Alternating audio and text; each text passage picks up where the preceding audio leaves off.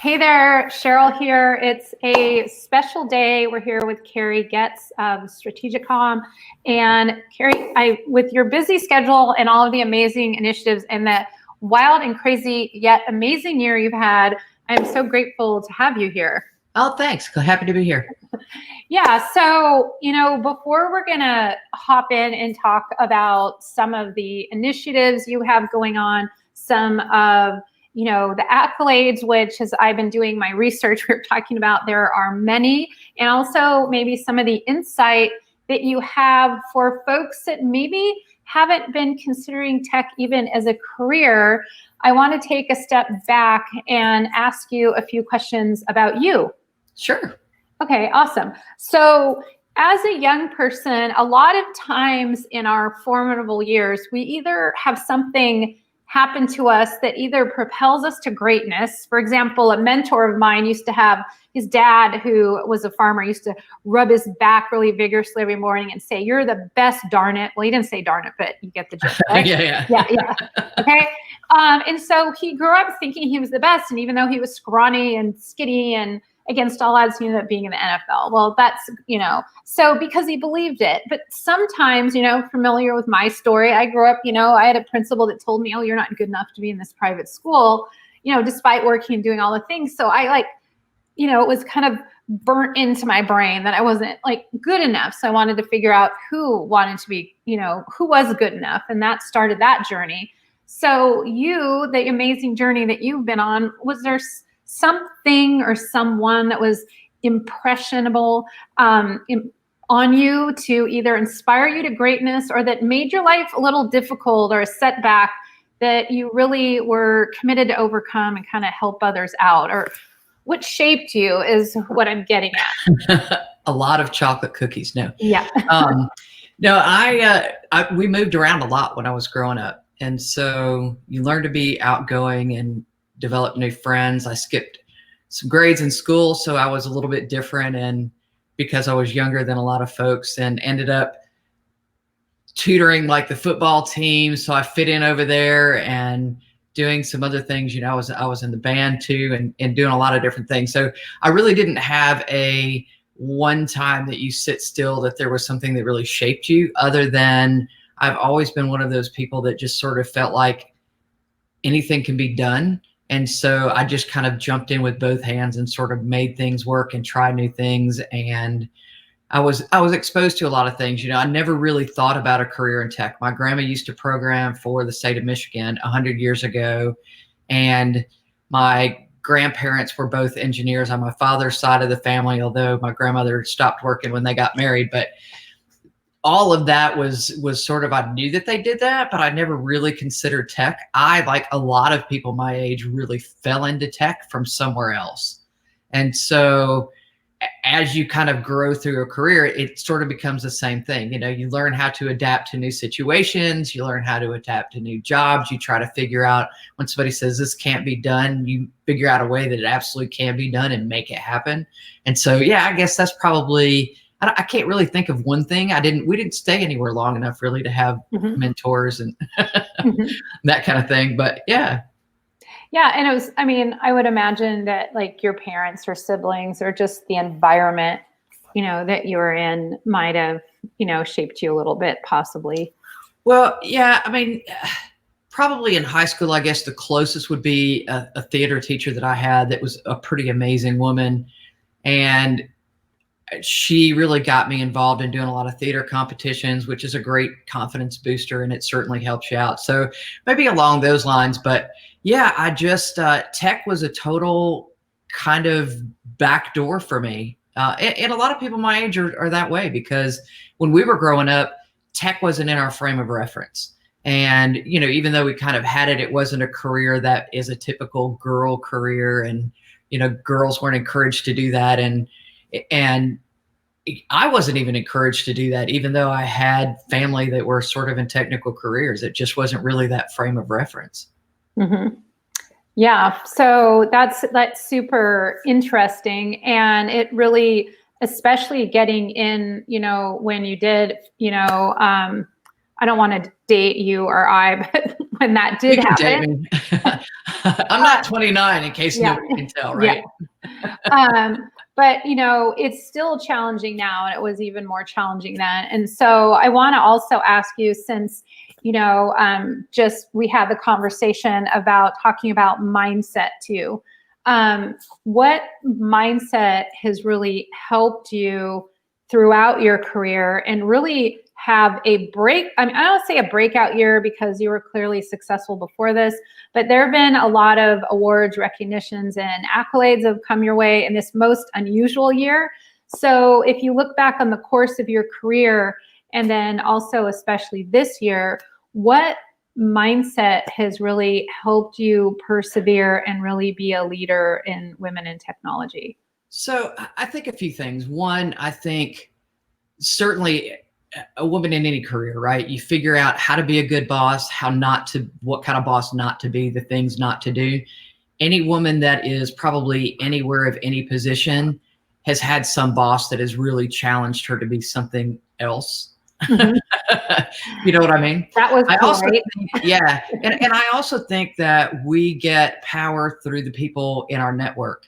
And I wouldn't be anywhere without the people in my network. And I try to really connect the dots for other people and make things happen for other folks. And I kind of define my success by how well I help others.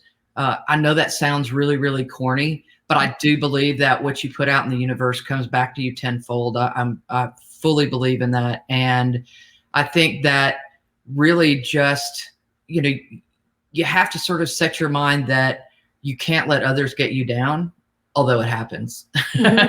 But you have to figure out how to get over that and to move forward and persevere and just sort of set things up where you have the confidence to move forward and do things that scare the hell out of you. Because I've been in a lot of roles, to be fair, that some of them I got pushed into, some of them I jumped into willingly, that were 100% learning experiences. And you have to just kind of sit back and sort that stuff out and figure out how to connect point A and point B. And honestly, the people in your network are the ones that you're going to go to when you have those questions, and just surrounding yourself with people that care about you and know that you care about them, I think goes a long way.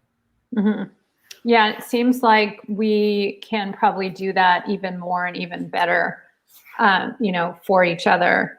And so when it comes to being, you know, bold and taking chances, I mean, what advice, especially for women in tech and maybe even those who feel further marginalized, it might even be even more challenging because, you know, a lot of times we talk about what it's like to be a woman in a male-dominated industry, but the reality is that there are some inequalities within our gender as well. Oh, sure. And so, do you have any advice for women? You know, women in tech, of course, but also women in male-dominated industries, and also those who feel like they're further marginalized. I mean, do you have any advice to how they can have the voice and the impact they want and deserve? So I would say probably three things. Mm-hmm. One, if you're in an environment that's that bad, Mm-hmm. find a way out. Mm-hmm. Because Yeah. you can't control what other people think about you. You can only Mm-hmm. control how you react to that. So if it's a very negative environment, find a way out. You know, whether it's another job in the same company or do something, you have to find a way to be in a supportive Mm-hmm. role, because nobody's going to succeed if they don't feel valued. And you're not going to succeed if you feel put down every day. It's not good for your psyche. It's not good for your life. It's not good for your relationships. Mm-hmm. The other thing I would say is take stock of everything you do. The day that you start a job, jot down all of the things that you do well, because you're going to need those when you need to talk about a raise. You're going to need those 7 years from now when you're on an interview and somebody says, give me an example of something great that you did. You'll have a list to go back. And if you're having a bad day, you can go back through that list and say, hey, look, you know, I did these things. These were good things. And I would also say that you really have to have the ability to say no. And I'm going to tell you, I learned that lesson later in life by a woman that I actually really don't care for, who was very effective at saying no. She didn't lose her job. Nothing happened. And guess who ended up taking on all her extra work? It was me. Mm-hmm. So I think that we have to allow ourselves to say no and put ourselves out there. But again, it goes back to sort of surrounding yourself with people that are good people. And I will say one final thing too. If something is a very negative environment, I think that the first thing you cannot do is say, well, it's bad because I'm a woman. You have to take that time to reflect inward and look and see what you can do to improve that situation. Because it could be that maybe it's just a matter of sitting down and making somebody understand how you feel. And we're not really raised to do that growing up. And so sometimes you have to put yourself out of that comfort zone and don't cop out and say it's because I'm whatever, right? Mm-hmm. It's because I'm a woman, it's whatever race. You have to be able to take that time and reflect on yourself and see if you are part of that problem and see how you can grow from that. And we all grow from those experiences. But understand there are some people out there that are just, not great people to be around. And, mm-hmm. It's on you to move at that point, I think. Yeah. And I appreciate your candor with that, because I think you're one of the first people that said, really take stock of, do you really want to be there? And I think that really goes into some deep self-efficacy and being in tune with, your own values, self-worth, and that type of thing. And so when you're talking about mindset, what mindset has gotten you up to this point? When you think about, has it been having a growth mindset? Has it been, being very courageous? What has helped you persevere in this male-dominated industry? I'm not courageous, so it's definitely not that. Mm-hmm. So for me, part of the reason I really like tech is that it's always changing. And I'm one of those few people that's done kind of all sides of tech. So I started out writing code, and then there was and I taught it in college, and I started writing code for AutoCAD, and then they had a project to tie a bunch of colleges together. And since I wasn't scared that the computer would chew my arm off up to the elbow, they asked if I would take that on and learn networking, and nobody even knew what it was back then. We were just getting off of SneakerNet and running around from machine to machine with floppies, and I took it on. So for me, I think the biggest thing is the ability to learn new stuff and figure out new ways to put puzzles together. And then, of course, that led to other things where I started running IT departments and building, I consulted for a long time, which really is a great way to build your experience, because every situation is different and every customer is different and every customer need is different. And so, but I like the new stuff. I like working on new things that are fun and different. Like right now I'm doing some stuff with some smart cities and some data centers that can be carbon neutral, and figuring out different ways to make technology better and picking those kind of cool, fun projects. But to me, it's really just been about the learning experience. And I'm just one of those people that I just love to learn new stuff. So, and that kind of leads you to other things. It leads you to be able to pick on new things and figure out new lines of business. And hey, we could make this grow, or we could do this. We could, where's our green message? What are we doing with this? And figuring out where. I hate buzzwords in this industry, and I'm the first one. Anybody that knows me will tell you that I hate those, and I kind of bash them on a pretty regular basis. But when you hear one of those, to be able to put that to good use and to something that is tangible, I think makes a difference. And so I've just always enjoyed doing that. Mm-hmm. Yeah, so that leads me to the next question. For women in technology, but especially even for women in any male-dominated industry, can you give some advice for people that are emerging leaders, early to mid-career, on how to really fast track? So in other words, if you were to coach your younger self, knowing what you know now, what information would you share? I think that I think education is changing a little bit. And I've got a podcast that is women, trades, and vets in tech. I think we haven't done enough with the trades. I think we in many cases now sort of value the paper more than the person that has it. And so, a lot of these big tech companies now are looking at skills-based hiring. I think you have to play around and find what you like. And if there's, if you start down one path and it's not something you love, don't throw the baby out with the bathwater. Realize, there are several adjacent skills that might be something you just really, really enjoy. And tech as a whole is great. Like if you look at the data center industry specifically, we have all of the construction trades, we have all of the building trades, we have operations, we have server teams and storage teams and networking teams and people that write code and all of that. So there's a lot of adjacent spaces. And so I would encourage people, try some stuff out. If you don't just love it, try something close or try something similar, but don't be afraid to learn and don't be afraid to say, man, that just wasn't my thing.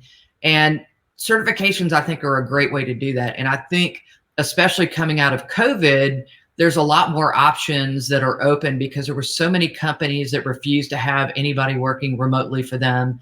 And there were so many companies that, required people to be there 8 to 5. And I will say the attrition rate for women in tech, last study I saw, was 67%. And that's not women that leave their job. That's women that leave the industry as a whole. And there's so many jobs in tech. And honestly, to be fair, before COVID, tech did a really horrible job of using tech to solve some of the problems, like a woman needs to be home with her child when he's sick or she's sick. And so I think that a lot of those opportunities are starting to open up. But I also think you really have to expose yourself to a lot more jobs. And that's part of the reason for that podcast series, because, kids decide what they're going to be in life usually by about 6 or 7.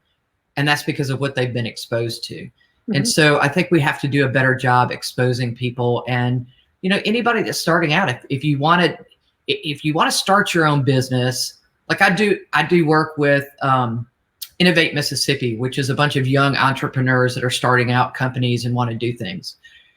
First off, you got to find a unique need. You have to be solving a problem, and then you have to know where to reach out for resources that are going to help you with the stuff you don't know, because you're not going to know it all.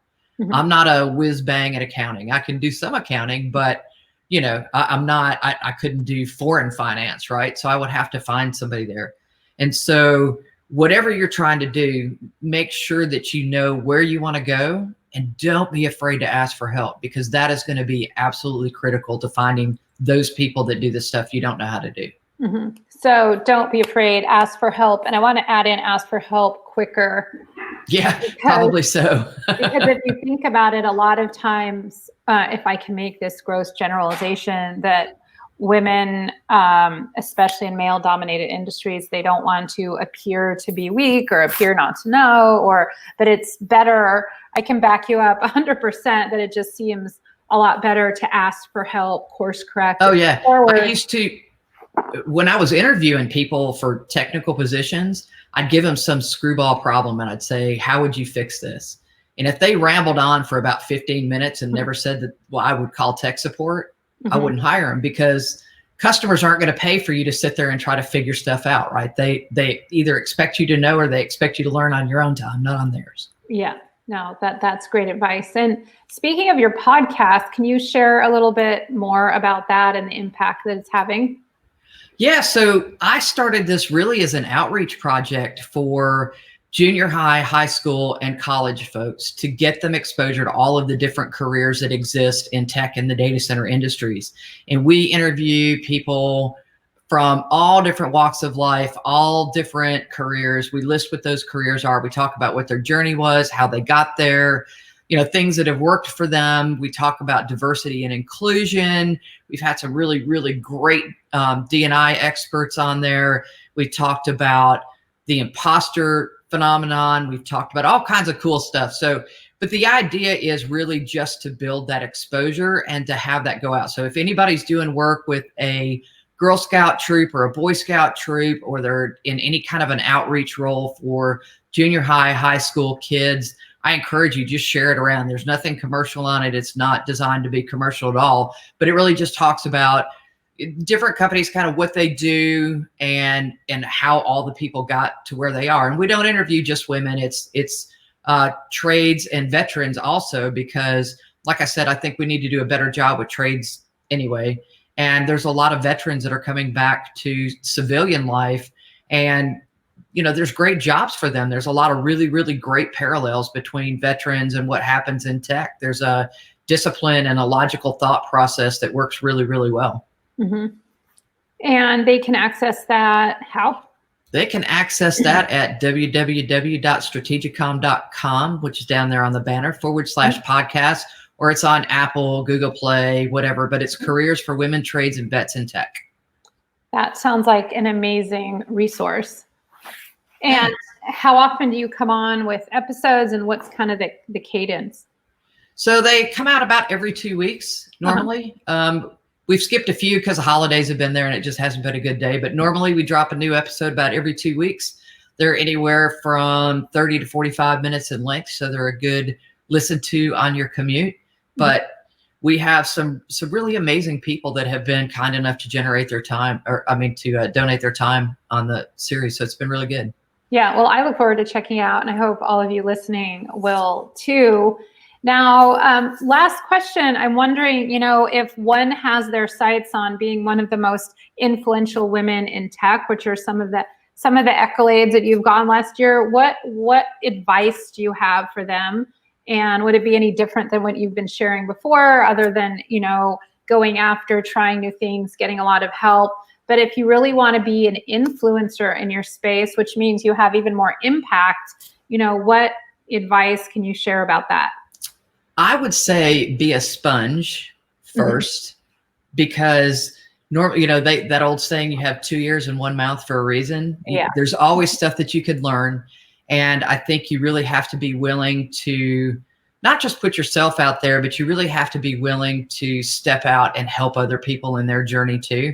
I think that's a huge part of it. We really have to, I think, as women, do a better job supporting other women and uplifting other people. And there's so much gratification that you get through that whole process anyway. But yeah, I would say just continue to learn, continue to figure out the latest and greatest. There's a lot to be said for people that just want to do one thing, because we need those people in the world anyway. But if you really want to do something, put yourself out there. Don't be afraid. Do somebody's podcast. A lot of people are terrified of public speaking. Start on a podcast. Sometimes you're not visible there, right? So it's a good way to get a start, and it can be edited. So there's that too. But yeah, just don't be afraid to put yourself out there, and throw your hand up in the air and volunteer. And I can't tell you how many organizations I'm in right now. It's probably a stupid number, but network with peers, put yourself out there, volunteer, do that kind of stuff. Yeah. Yeah. And then what do you think about, offering up help to someone that's more senior than you? Because I know that's something that's not talked about too much, and it might be a little bit of a scary thing to do. But how would you receive it if someone more junior than you had said, this is what I'm really passionate about? Is there anything I can help with or share any insight with, or would you recommend anything like that? I will say this. So I think there's three things. There's mentors, there's sponsors, and there's cultivators. Mm-hmm. So if you're cultivating somebody, that's somebody that has no clue, that haven't even been exposed to tech, for instance, right? Mm-hmm. And so you reach across the table and you give them an option and a way to learn and a way to grow. If you mentor somebody, you really take an interest in their career and you sort of help them. Now, your mentor could be somebody younger than you. They could be somebody older than you. It just depends on where they are in their situation and where you're trying to get to go. Because understand, there's people younger than us that have, that may have a different education, but it's something that you're really interested. It doesn't mean that they have to be the same gender. It doesn't mean they have to have the same beliefs. And as a matter of fact, I would encourage you to get mentors that are none of the above, because honestly, that's where the diversity helps build your brain and opens up those other neurons that you won't think about. And then there's sponsors, which I think are really also important in your life. And those are the ones that will say your name when you're not in the room and really take an active interest in putting you forward. And so, for me, mentorship really comes in a lot of different forms. Like if I was going to work towards building a more diverse department and I was going to reach out to millennials and Gen Zers, my mentor there would be a millennial or a Gen Zer. And I would say, hey, you know, what do we need to do to attract these people? I say these people, you know what I mean? That sounded worse than I meant it, but you know, what would we need to do to address people that are, you know, your age? What's important to you guys? Help me sort this out. And so you have to be open, I think, to all of that. And that's the biggest part of building diversity in tech too, is that you've got to have that other thought process, because otherwise, you know, you end up so myopic, it's just really not beneficial. Mm-hmm. Yeah, that makes a lot of sense. And thank you for making those distinctions, because a lot of times people don't understand those. And also the importance of being proactive rather than waiting for a mentor or waiting for a sponsor. Maybe decide in what your interest is and actively seek out and get used to making a big ask, so to speak. Well, and there's lots of ways to do that too. You know, LinkedIn has lots of groups. You know, if you're in any of these associations, that most of them have mentorship programs, or if not, you have access to people that would be more than happy to be your mentor. And somebody that your mentor doesn't mean that they have to mentor you for 20 years, right? It could be through a short spurt of something. You know, if you think of this whole Scrum methodology where we do things in short bursts, you know, think of somebody that's going to be helpful where you are and then pay it forward later. Yeah, no, that makes a lot of sense. And also being like strategic and also taking the lead on it rather than waiting for someone. Oh yeah, people aren't going to just run up and offer that. Yeah. You can't expect people to be mind readers. You got to, you know. Although some people do, but yeah, just really going after it and just not being shy about it, I guess, is the message that I'm hearing. Yeah, I mean, my granddaddy said years and years ago when I was little, he said, everybody's ignorant till they learn. Yeah. And so, you know, we're all kind of on an even footing in things we don't know. You don't know what you don't know until you put yourself out there and try to learn it. Yeah. And I think too, at least what I've heard some of the people that I've worked with is that most people are very willing to help. Like people are surprised, you know, they're so nervous, so scared, but we get strategic, we plan out very strategically who they need, frame up the conversation, and they ask, and they're almost surprised that they say yes. So, but you do have a responsibility. You know, if you're asking somebody for help, you have to be pretty clear in what you expect from that help. You can't just go to somebody and say, hey, will you be my mentor? And then expect them to be insightful into exactly what that needs. You have to, you know, you have to be able to express your needs. Yeah. And everything starts with, that clarity, definitely, for sure.